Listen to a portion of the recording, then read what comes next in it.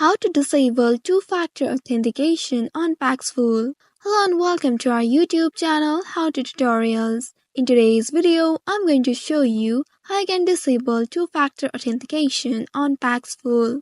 If you want to disable two-factor authentication on Paxful, here's how you can do it. First of all, open your Paxful application on your mobile device and make sure you are logged into your account. Also access your account by typing the PIN number of your account. Once you have entered the correct PIN, you will get access to your account. Now this is the main homepage of your Paxful account. Here at the bottom you will find various icons. Go ahead and tap on that account option at the right bottom below. Once you tap on it, you will reach to this section. Here you will find various options. Scroll down and within it you will find two-factor for login. Go ahead and tap on it. Here you will be presented with three options.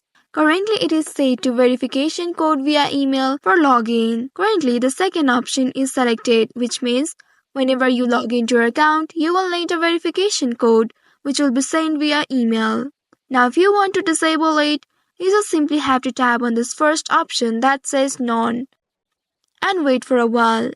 A code will be sent to your email address. Wait for the code. And once you receive the code, enter this code in that box. Once you enter the code, after the successful verification, you will see you have successfully disabled two-factor authentication for login.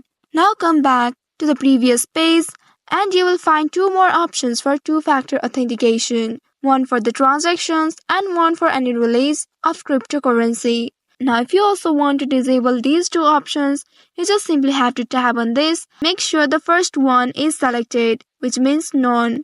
Once you repeat the same process in these two, you will be able to disable all the two-factor authentication on your Paxful account. So this is how you can disable two-factor authentication on Paxful. I hope this tutorial was helpful. If yes, don't forget to like, share and subscribe to our channel. Also hit that bell icon to never miss any updates from us. Thank you for watching.